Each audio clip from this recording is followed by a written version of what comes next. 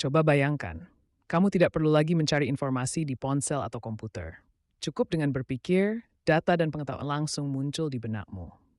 Apa yang dulu hanya ada dalam film science fiction, sekarang sudah ada di dunia nyata melalui teknologi yang dinamakan Neuralink.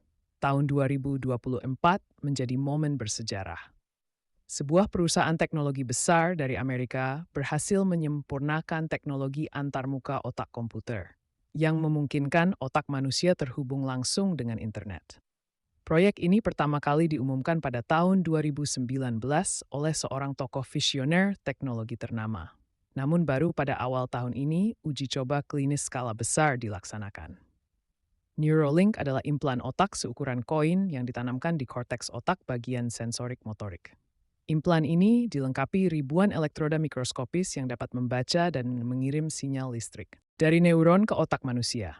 Proses pemasangannya menggunakan robot bedah khusus yang hanya memerlukan waktu sekitar 2 jam tanpa harus membuka tengkorak secara konvensional. Pasien hanya perlu anestesi lokal dan keesokan harinya mereka sudah bisa beraktivitas seperti biasa. Apa yang membuat teknologi ini heboh adalah fungsinya. Dengan Neuralink, seseorang bisa membuka file dokumen, membalas pesan, atau bahkan mengontrol perangkat rumah pintar. Cukup dengan berpikir. Dalam uji coba di Texas, Amerika Serikat, seorang pasien lumpuh total akibat cedera tulang belakang berhasil menulis email kepada keluarganya hanya dengan menggunakan pikirannya. Email itu diketik dengan kecepatan 40 kata per menit, nyaris sama dengan mengetik menggunakan tangan manusia biasa.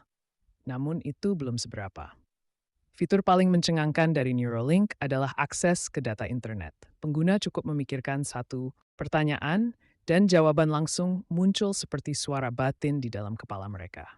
Dalam demonstrasi publik yang dilakukan pada bulan Mei, seorang peserta berhasil mempelajari bahasa Mandarin dasar hanya dalam waktu 4 minggu, karena Neuralink menghubungkan otaknya dengan modul pembelajaran intensif yang tersedia di cloud. Meski banyak yang kagum, muncul pula kekhawatiran tentang keamanan data pribadi. Bagaimana jika seseorang meretas Neuralink dan membaca pikiran orang lain?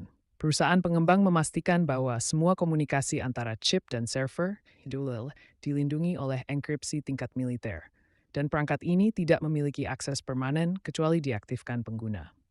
Namun, sejumlah ahli etika teknologi menilai perkembangan Neuralink membawa manusia pada titik kritis evolusi.